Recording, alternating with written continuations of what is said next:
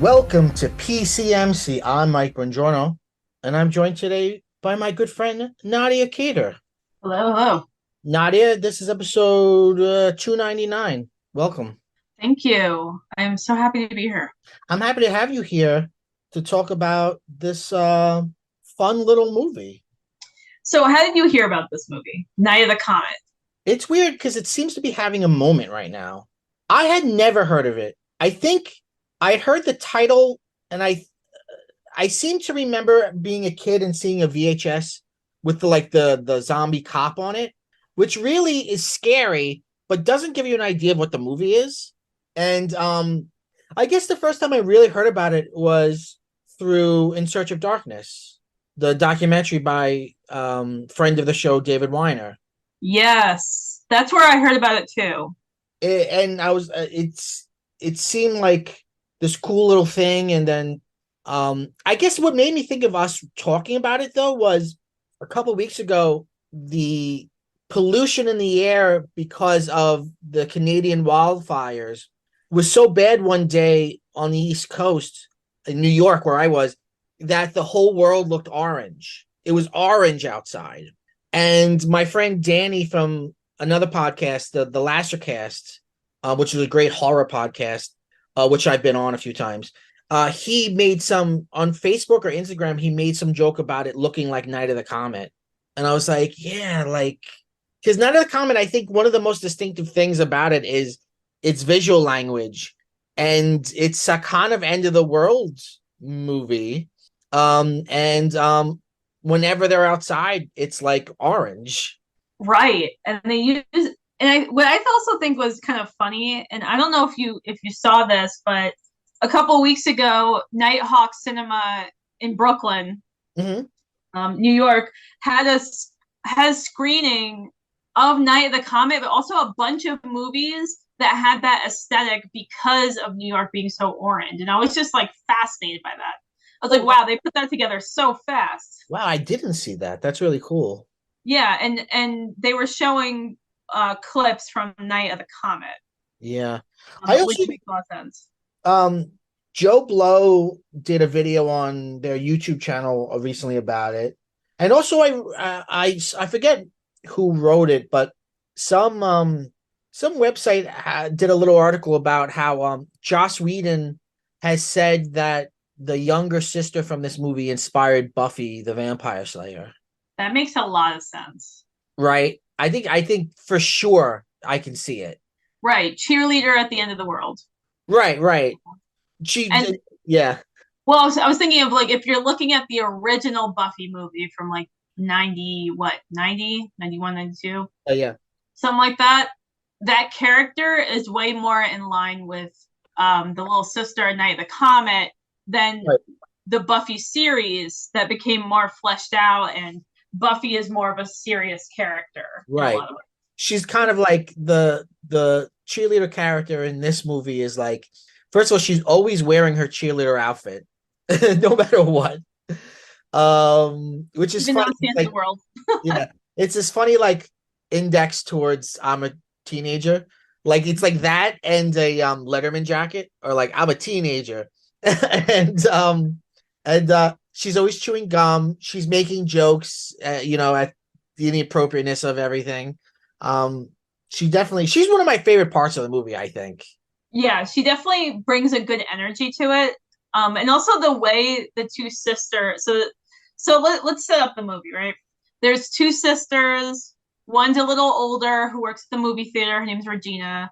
And then there's the younger sister, who's the cheerleader.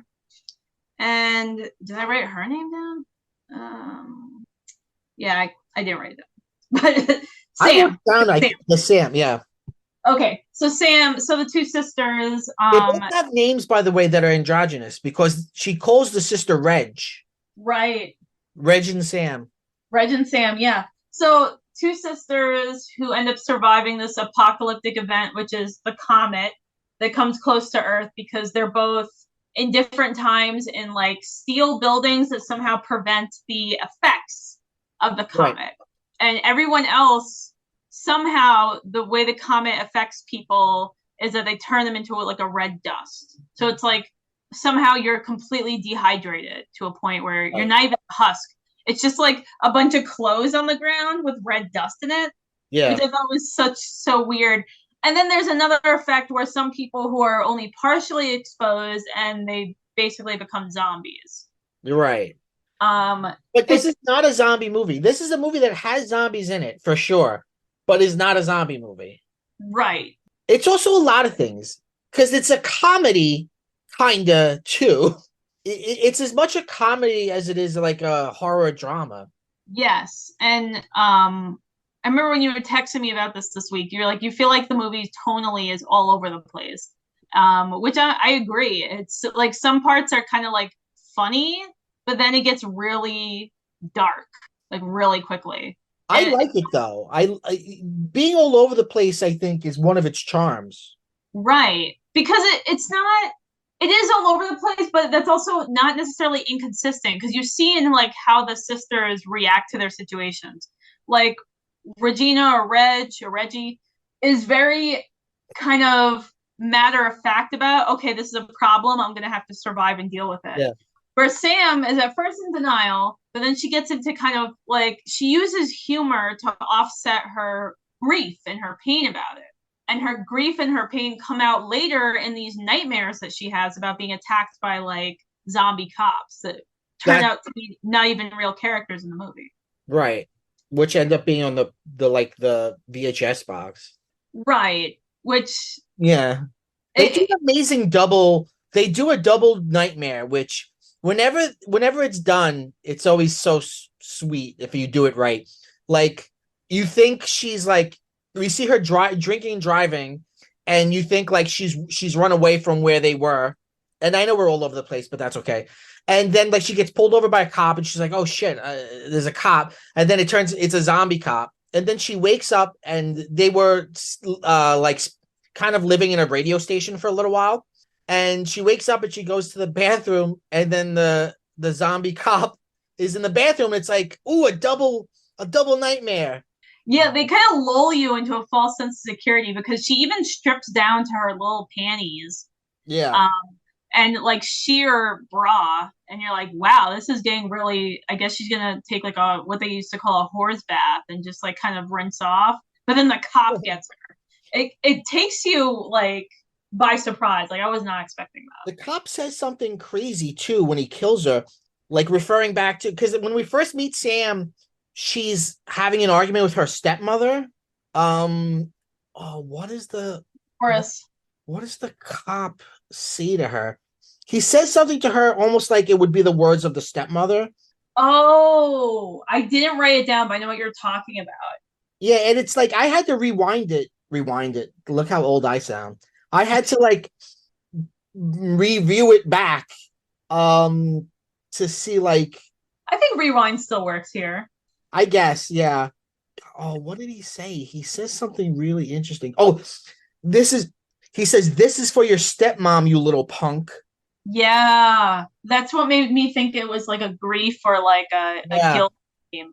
Yeah, so we should say in the beginning, like, there's this like voiceover that's explaining like the comet comes every however long, and they imply that this is the comet that killed the dinosaurs.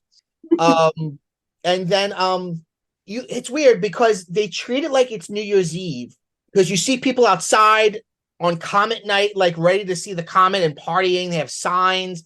Like overexpensive, like Comet, like stupid headsets or stuff like that. Right, right. The movie theater she's at is like showing the comet on in the theater, and then the stepmom is having a whole big party in the house, and that's when the younger sister gets into a fight with her, where she says one of my favorite lines, maybe in a movie ever at this point.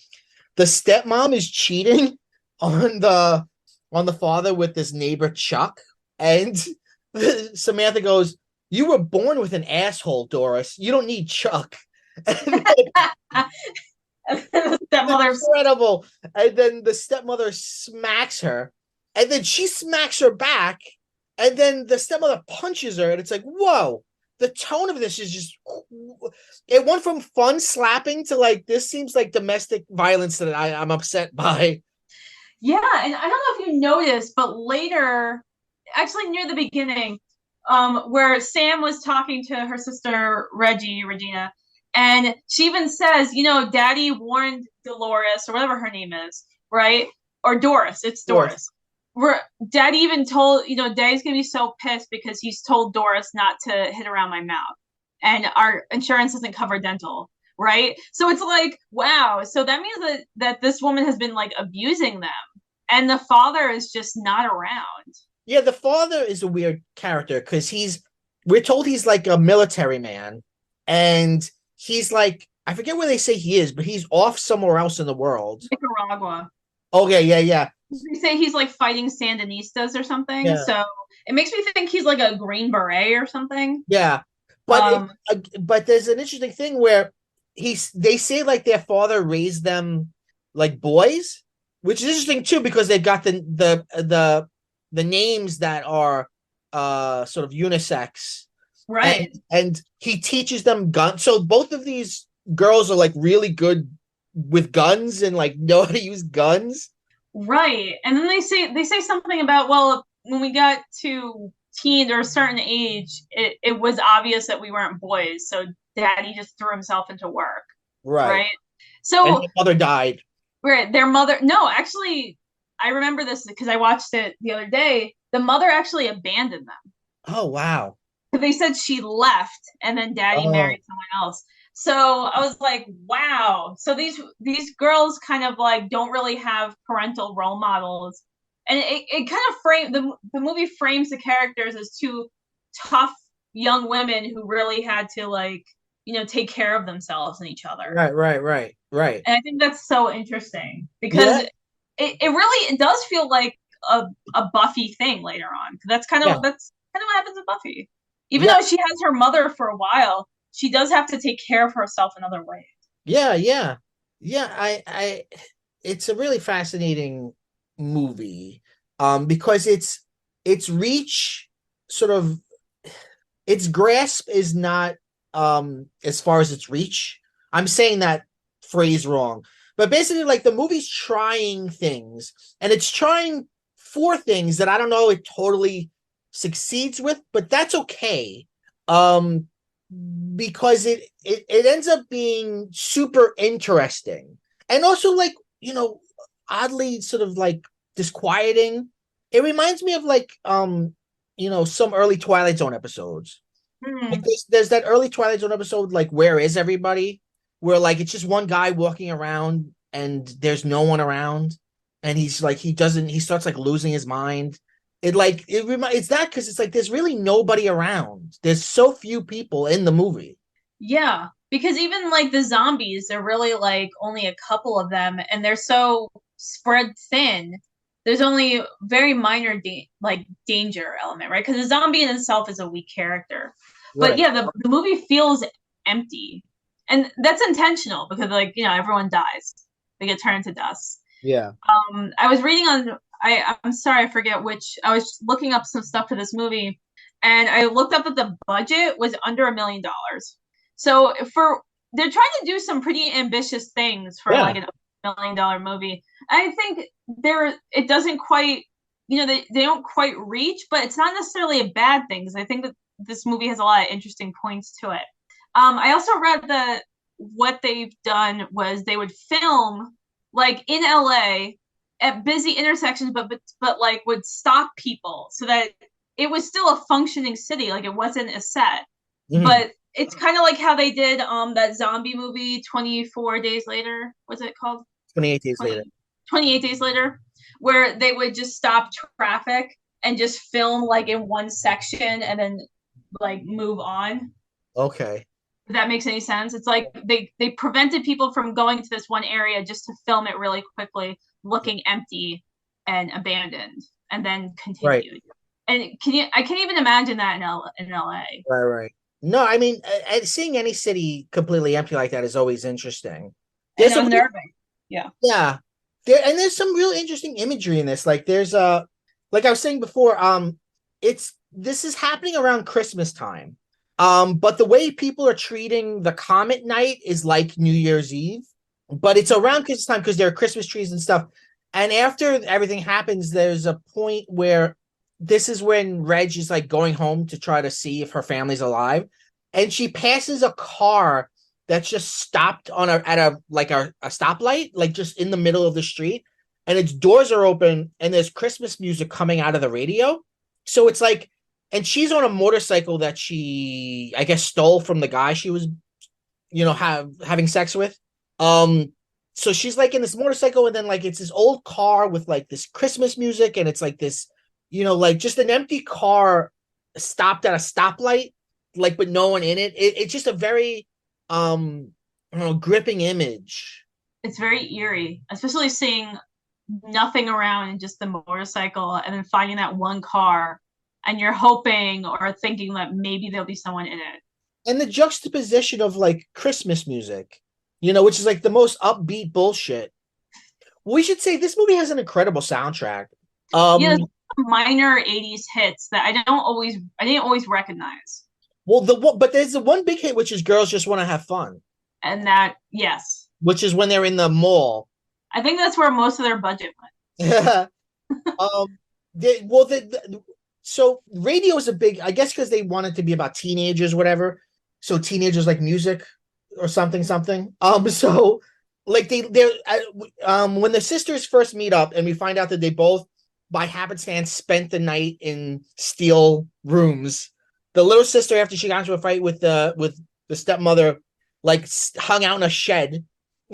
So she lived, and then Reg, uh, working at the movie theater, she is having a relationship with the projectionist, and they spend the night in the projection room, which I think is super cool because it's like you fall asleep and spend the night in a projection room, and then like your life becomes a movie. Like the next day, her life is a movie. right.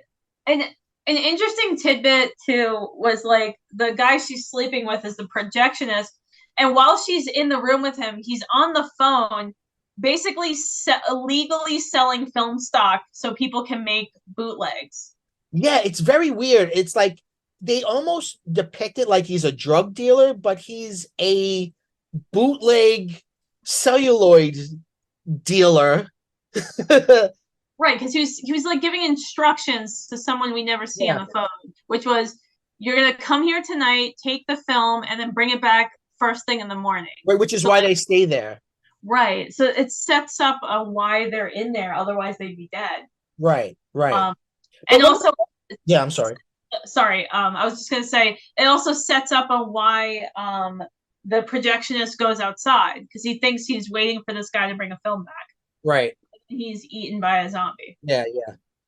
I gotta say, I love that Reg is so especially for 1984. She is so sex positive.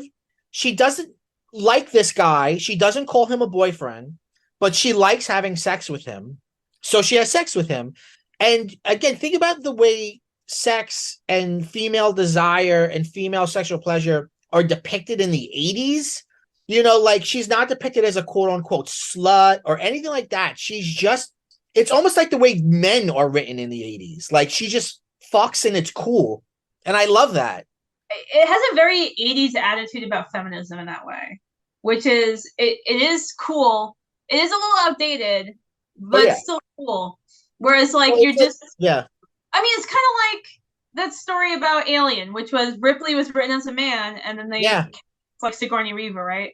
And she has the most agency of any female lead that we see. It's kind of similar in this movie where it feels like, I'm not saying this was the story, but it feels like they were writing for men to certain personality points and then added the feminine But character. it's that 80s femininity of depicting strong women as having male attributes, Yes, that's straight male exactly. attributes. Like we see her playing a video game and she's good at the video game and she fucks for pleasure and they both know how to shoot guns.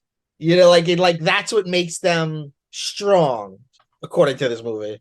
Right, because their dad raised them to be boys. Like they literally use that language, Right, right? right.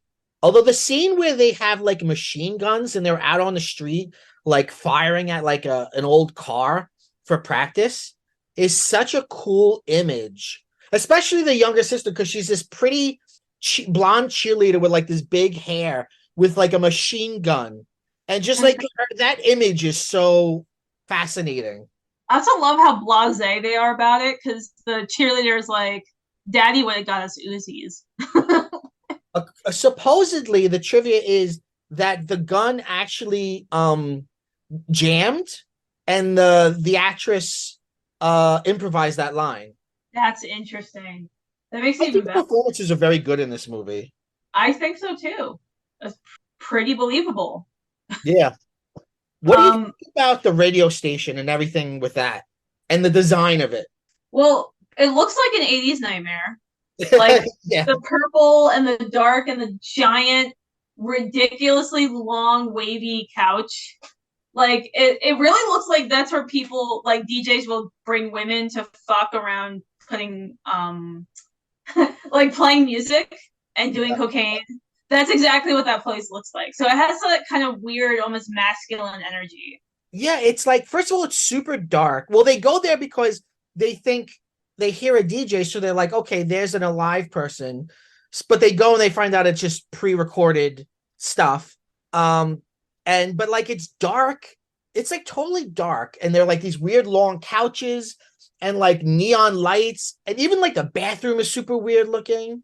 Yeah, it really it does. Totally. It feels like it was designed by cocaine. Like it's just so Diet bizarre. for cocaine. Yes.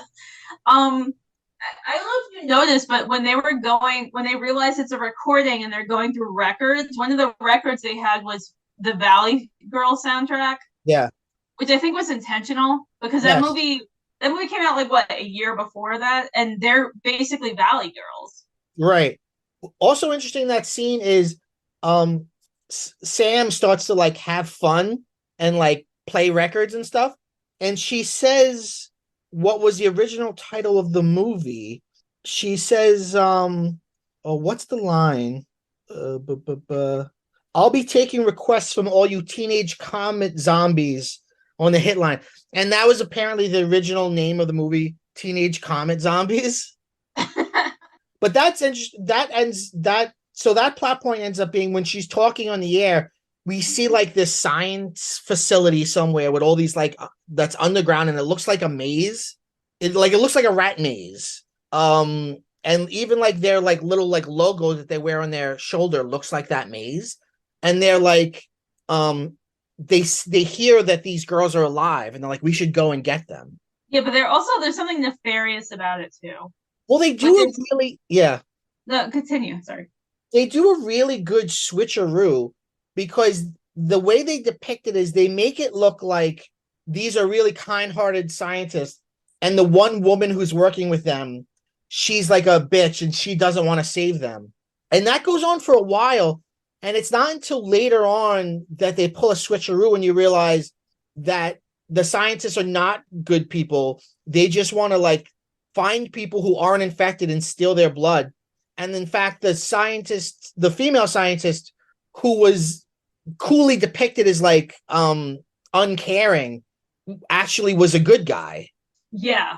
Watching it a second time, knowing that turn coming, it's really interesting because you could see like the way that they're talking, how it totally fits, but just the way that she's acting and the way that they're talking and the things that aren't being said, it's so easy to like think like, oh, they're the good guy and she's the bad guy.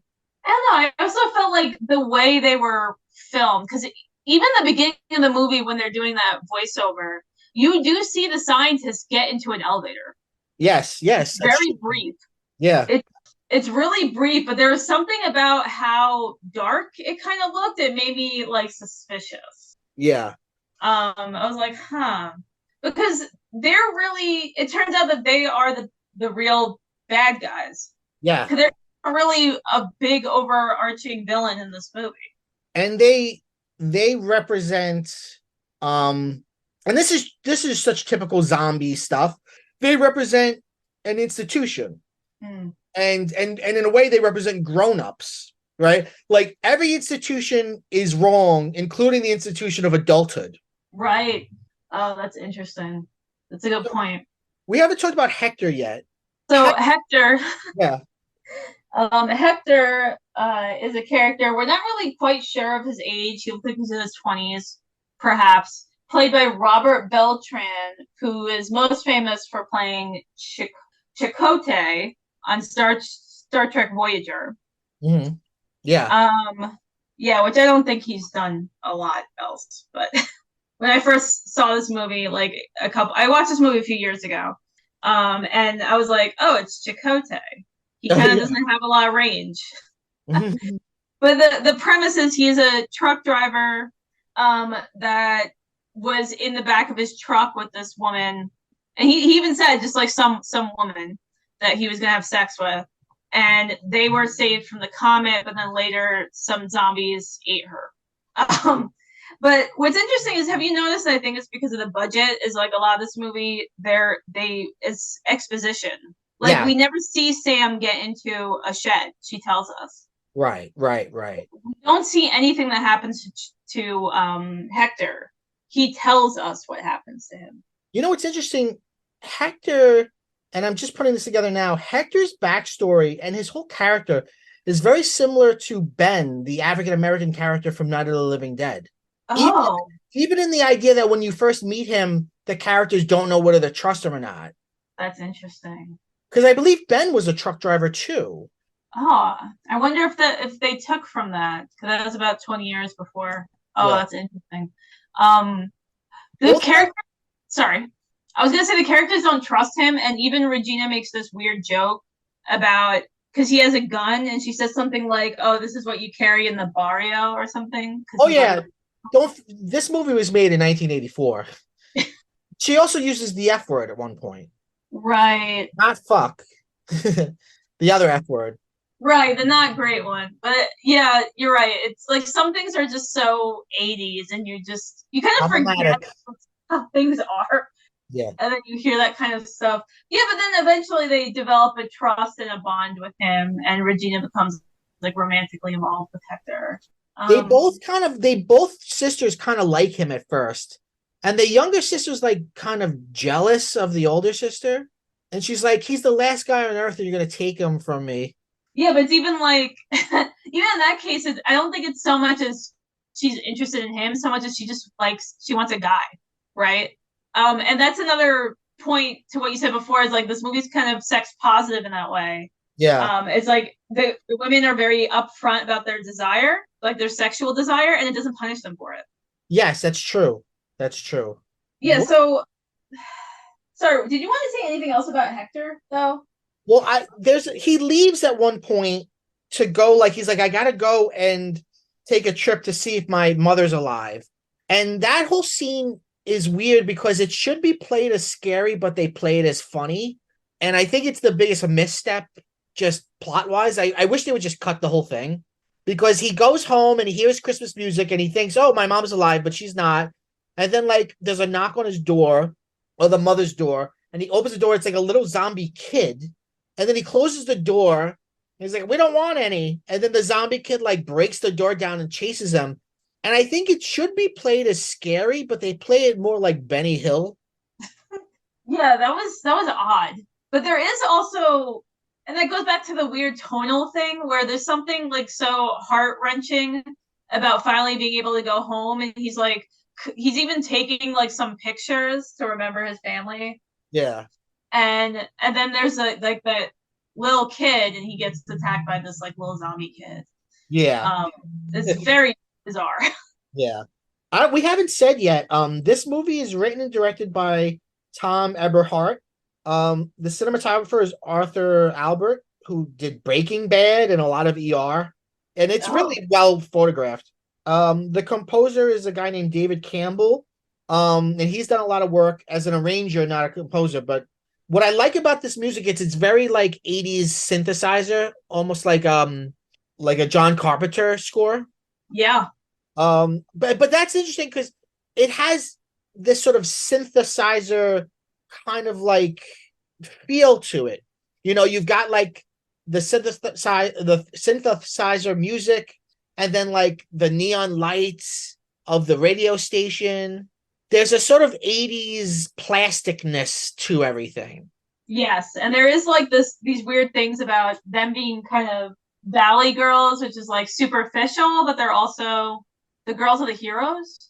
Yeah. Um, there's a weird note in the movie where the scientists are looking for the sisters. They're not the radio station anymore, and they're like, well, where would teen girls go during the apocalypse? And they're like, oh, the mall. And the girls did go to the Right, mall, right. and like this whole area, and there's a mall over there. This whole area is, I wrote it down. This whole area is a monument to consumerism. Like Yeah. it's such a weird kind of thing to put in this movie. Yeah. But it also feels incredibly 80s. Oh yeah. The whole mall sequence is really interesting because it of course like brings to mind Dawn of the Dead, the original Dawn of the Dead. Mm. But it's not the whole movie. It's really just one sequence. And you know, like in some way it begins almost like an 80s getting, makeover montage because like they're trying on all these clothes and stuff. And you hear girls just want to have fun and they're like dancing around and they put down their machine guns. And then we meet the weirdest antagonists in the film. Which are like the zombie. They said they were stock boys, so they're like zombie stock boys, except they're more like an 80s biker gang. Right, they're on their way to zombification, but not all the way there. It's very weird because they're trying to say something about capitalism because they're like, a few days ago we were stock boys, but now we own the whole mall. And it's like, so you went from normal people to marauders in 2 days? Like, and they had like, because the one guy, Willie, he's clearly the leader and he tells the others what to do. And it's like, how did you very quickly turned into this thing? Right. And he has that Yeah. crazy line, and the actor is so at 11. He's so overboard. The Reg says, like, you're insane, and he says, I'm not insane, I just don't give a fuck. That's a great line It is a too. great line. It sounds like a joke, but really isn't. Because it's like, where's the joke in that? But he delivers it in such an insane way. Absolutely. And they like try to fight the women, and there's a standoff at one point where they kidnap Sam, the sister, and Regina takes one of the stock boys hostage. And the leader just shoots his own guy. Like he's just so unhinged. Right. Like That's what he it says. I don't give a fuck. yeah. Um right, but you also don't know what they were they gonna eat them? Or are they gonna rape them? Both. Like you're not really sure of what their They intention. tie them up, and he goes, "Let's play a game called what's he called the game? Uh, I wrote it down. Let's play a game called Scary Noises." And Oh god. he puts one bullet in a revolver, and he's basically like doing Russian roulette, like at Samantha's head, like he keeps clicking the gun, and it's pretty fucking intense. That's the thing about this movie and its tone, which is it could go from lighthearted to crazy intense so quickly. Yeah, it's like Whiplash. Which then they're saved by the scientists who want to take them back to the lab. Um, so yeah, so the scientists save the girls and then they split them up. Reg goes on a helicopter with the some guys. Actually, the two main scientist guys are like really, I don't remember their names, but they're like, if you ever watch TV or movies in the 70s and 80s, these are like really well-known character actors. Like you've seen these guys before. Right. And I don't know. I can't think of a single thing that I've seen them in, but I know I've seen them in a million things. So then, so Samantha has like this rash, um, and So the scientists see her scratching and they're like, "Oh, this girl is probably infected, so we should probably just kill her." Um, so the female scientists, I forget her name, Audrey, the female scientist. I say female scientist because she's the only, I think the only female scientist you see, or you see some women You see, later working in the lab with the kids, but she's right, the but decision maker. yeah, they don't have a lot of agency. They kind of just exist, those other women, just for like one scene, Well, really. this thing, the closer they get to catastrophe, the more everything breaks down. Like as they get closer and closer to turning into zombies themselves, they don't give a shit about the women. They don't give a shit about kids. It's like as things get more tense, more of the sort of like rules of the social contract are broken. Oh yeah. And they really quickly too. Yeah. So Audrey and this other male scientist, they go back to the mall and they bring Samantha and they like lay her down on like a bed in like a department store. And they're like, "Oh, we're gonna give you this shot and it'll cure you." And she's like being very cute. She's like, so you guys are geniuses, right? We have some geniuses at my school. They're total wimps." And she's like, "Is that stuff gonna that stuff's gonna fix me, right?"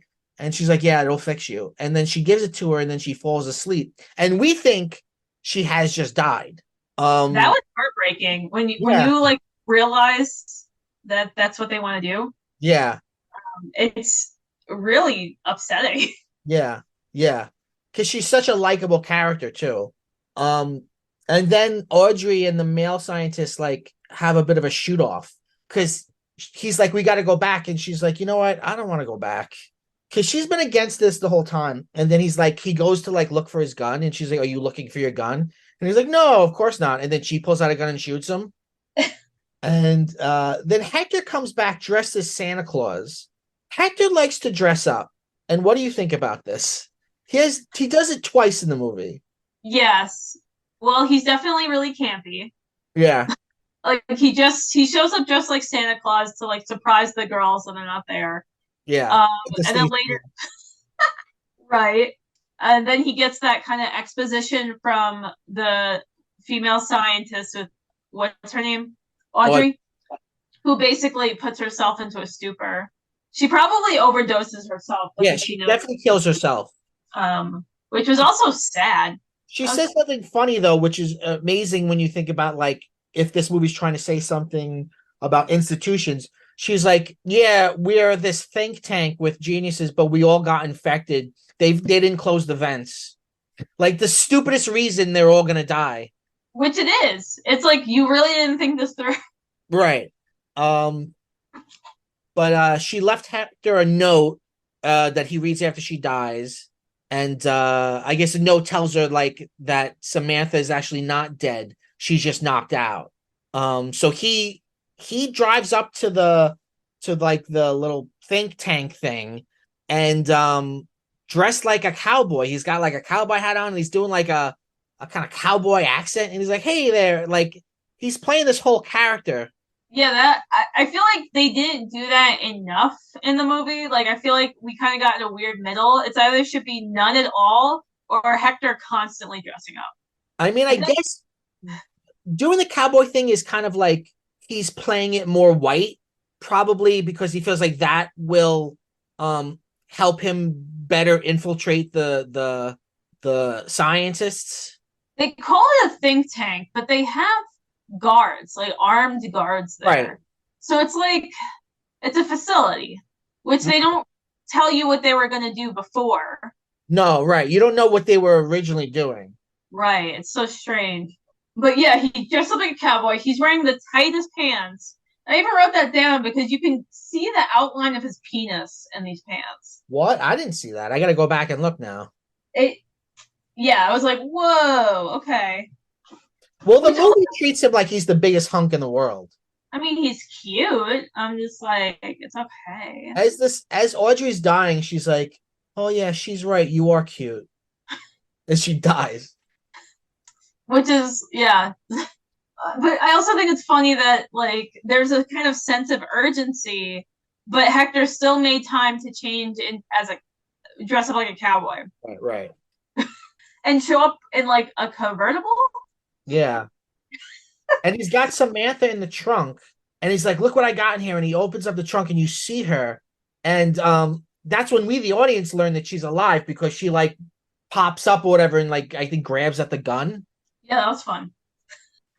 That Um, was, Reg has been in the we see Reg being like questioned, and like very clearly the scientists are bad guys. They're asking her all sorts of questions. They very coldly say, "Oh, your sister's dead," and Reg is like, "What?"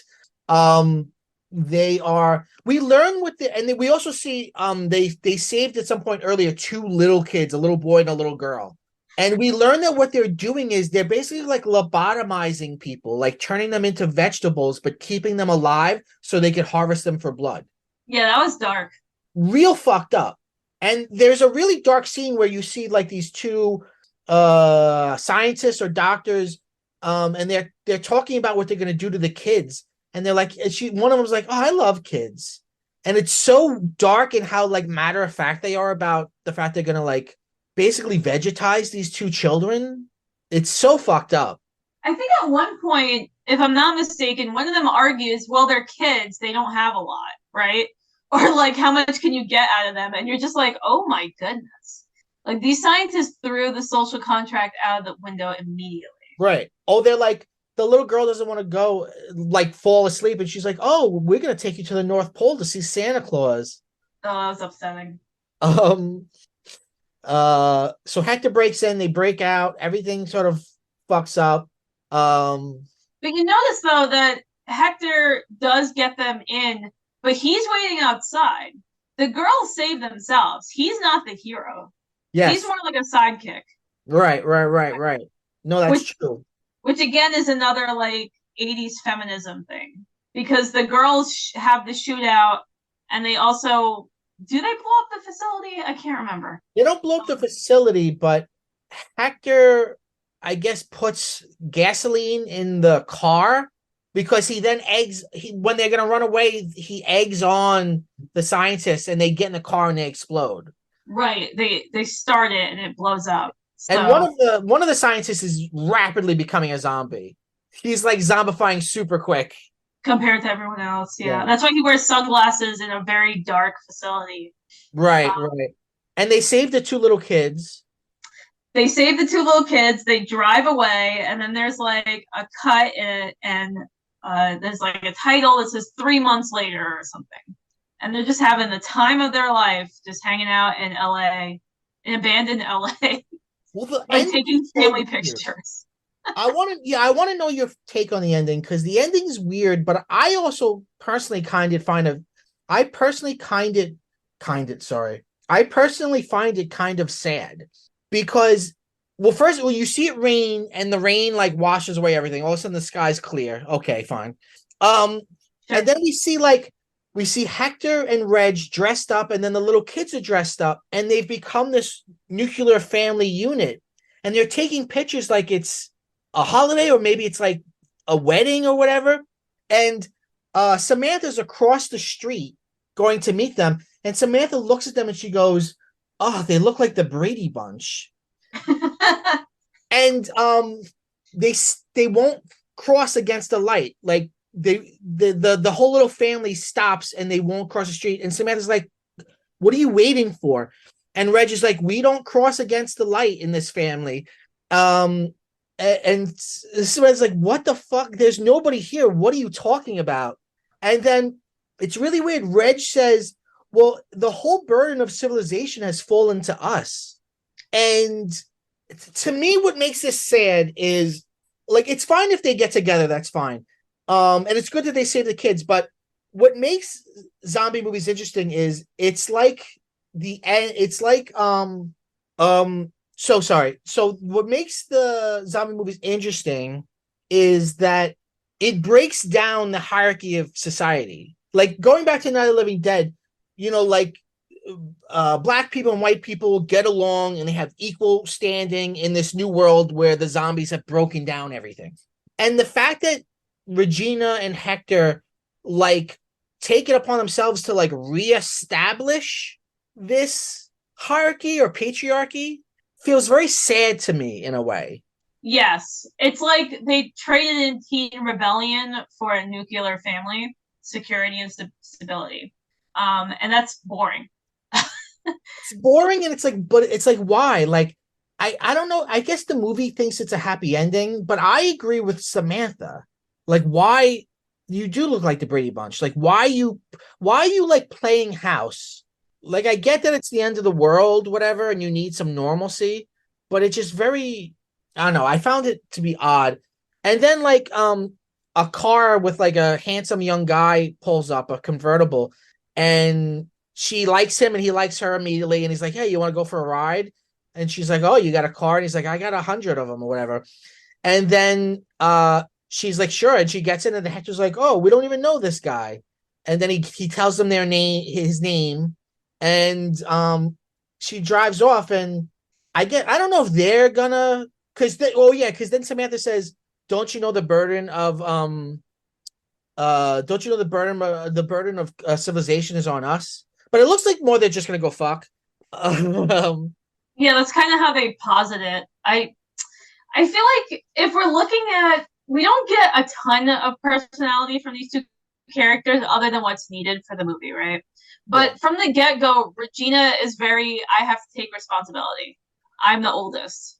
right, And I think that's kind of in line with her character. It is disappointing and sad, but I think it kind of makes sense where she's like, okay, I'm have to be the responsible one. And a part of that is being, I guess, in a monogamous relationship with Hector, as opposed to like at the beginning of the movie where she's just sleeping with some guy she only kind of likes.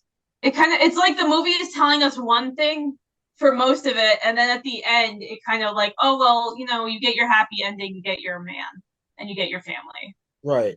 and that's disappointing. Um, but have you? I don't know if you noticed this. So at the beginning of the movie, Regina's playing an arcade game called Tempest. At her job, she spends a lot of time on this arcade machine, and she makes this comment about how someone beat one of her high scores, and the initials are DMK. And at the Yeah. end of the movie, the guy says his whole name, and he has the same initials, DMK, and it's even on the back of the car. So he's the guy. So what does that mean? Is that just a joke or does that mean something? I don't think it means anything. I really think it's just a joke, like a weird joke that's not really funny. And she doesn't even realize it because she's not thinking about arcade machines anymore. She's, getting into motherhood. Right. She's full, like, I'm a grown up now. I've settled down with Hector. We're raising these two children.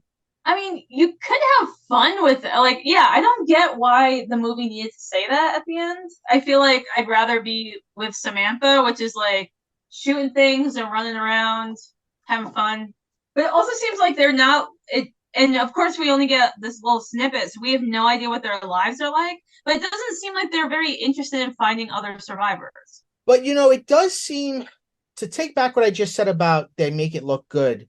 Maybe the movie is trying to criticize them because the whole thing of them not crossing the light feels like really stupid. Like the movie is saying, like, look how dumb they are. Oh, that's interesting. Although then a car does speed by, so maybe not. I don't know. I'm kind of working through it. But like whatever that guy's name is, Dean, whatever DMK, he almost hit Samantha, so it's like it is like a warning because she's like, whatever, there's no one around, it's the end of the world, and then a car comes out of nowhere and it's speeding. Yeah. So yeah, so I don't know what it's trying to say, if it's trying to say anything at all, if it was just trying to wrap up the movie in a nice little bow, Yeah. which I think is most likely the case. It does kind of seem like it feels like it's one of those things where the movie's telling you it's a happy ending, but like internally you're like, this is kind of a bummer. Right. Well, so overall, would you recommend this movie? I would recommend it in a very specific context, which would be like weird 80s movies that are kind of almost pastiche, sometimes not. Like, there's this movie that I saw called Dead Heat, which is on Tubi right now for free. Mhm. So the concept is it's a buddy cop movie, except one of them dies and becomes like a zombie. And so they're like buddy. It's a cop movie, but one of them's like a zombie, and it feels very much in the same vein as this is very weird. Like this is so odd. It's an odd little picture that tries to do ambitious things, but doesn't quite have the budget to pull it off. Hmm. But it's very interesting in that regard. And I would, or watching The Stuff. Like The Yeah, Stuff is another weird 80s movie. So Reanimator, like I would say this kind of fits into that sort of like those different kinds of just small weird movies. What about you? I first of all, I like that this movie's having this reevaluation. I Oh, think, with Society too. yeah, Sorry. society, I would say I would watch this movie with Society and Dead Heat, Videodrome, that kind of stuff. right? Um, yeah, sorry. You were saying. Well, I think when we think of 80s horror, we immediately think about the slasher franchises, Freddy, Jason, Hellraiser, things like that. But I think we forget things like this. And also, this came out in 1984, which was a big year. You got Gremlins, you got Ghostbusters. Those movies both came out, by the way, on the same day.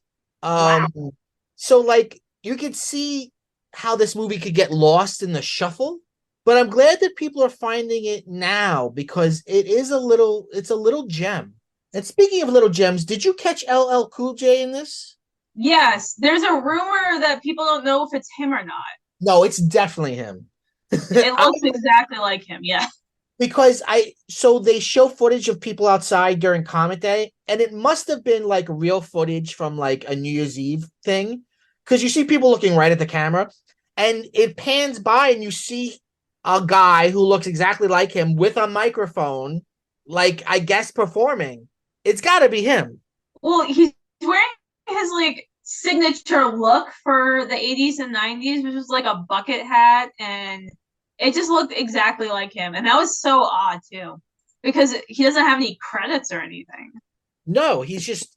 I mean, if we didn't know who he was and he wasn't a recognizable celebrity, he wouldn't like even stick out. But you see it now, and you're like, holy shit, is it just LL Cool J? And it's like the first minute of the movie or something. Yeah, blink and you'll miss it. Yeah.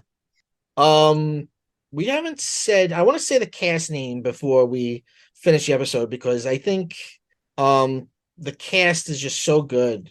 Mm-hmm. Let me look it up on the IMDb.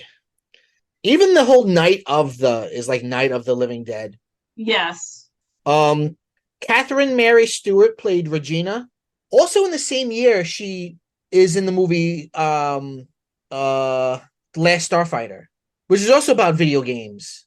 And Kelly Maroney plays Samantha Belmont, and she's great. What else did she do? Fast Times at Ridgemont High. Oh right, she was in Fast Times as a cheerleader before Oh, this. Yeah, she's done a lot of stuff, a lot of horror stuff. I think she's like one of these people that like does the circuit of like conventions, which good for her. I wonder how much I get paid for that. You know, Tony Todd is actually in Albuquerque right now. We have a horror festival that it's the first launch this weekend called the Morgan Crypt Festival. That's fun. I know. I was looking up tickets. I was like, I missed my opportunity. I'm gonna have to pay at the door tomorrow.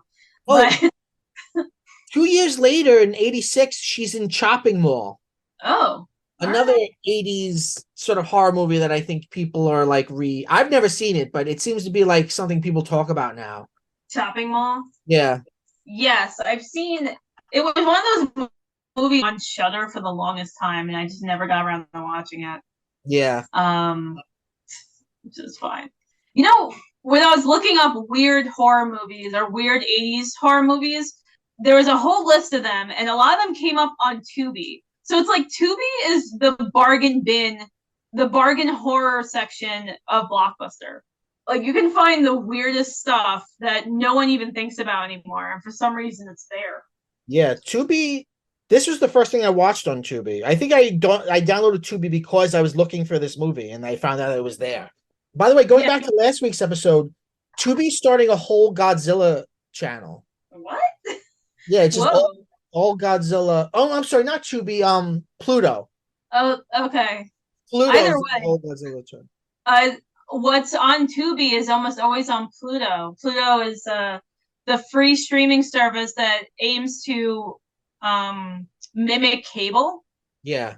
So that's I like both of them for what they are because I feel like the more popular streaming services like Hulu, Netflix, they're kind of slowly moving away from other content and moving into creating their own. Right. And you miss that opportunity for just the weirdness, the kind of B movies. Right. That, like who cares about these? What I really like about Shudder and things like that is like we're finally getting like a library of titles that have been kind of lost. Some the jump from VHS to DVD. I feel like a lot of movies made that jump, but not every movie went from DVD to Blu-ray. So I feel like movies got lost there, and now they're being found again. Yeah, which for whatever licensing agreements or library agreements that happens behind closed doors, like they're getting a lot of these movies that people don't even think about anymore. Unless you're like us, who are like, hey, I remember seeing a VHS tape at Blockbuster 30 years ago. Now I wonder what it's about. It's just great. I really hope that these stick around for a while because where else are you going to find this stuff? Right. Yeah, I'm like just pulling up random movies to find. Like, Right. where am I gonna find the Howling 2? Only on Tubi, okay? I've never seen The Howling 2. I haven't seen that either. I saw the first one. It's weird. It's very weird. I like the first one. Yeah. Not that I mean I don't care enough to see the Howling 2, but I would watch it if someone else was like, I'm gonna watch this movie. Like, all Have you ever right. seen Fright Night 2? No. That's another weird sequel because I like Fright Night, but then Fright Night 2 is like weirdly like erotic. Oh. Have you seen Fright Night 1? I fell asleep during it. Okay. It was not quite for me, but I'm wondering if maybe if I watched it It's now, I very might. campy. It's not very scary. It's sort of a camp fun movie. Well, anyway, Nadia, thank you so much for being here and talking about Night of the Comet. Thank you. It was fun. You were born with an asshole. You don't need to listen to PCMC. PCMC comes out every week. This is episode 299. That means next week is episode 300. How very exciting for me and you, listener. Nadia, thank you so much for being here. We end every episode by saying, Go bye bye.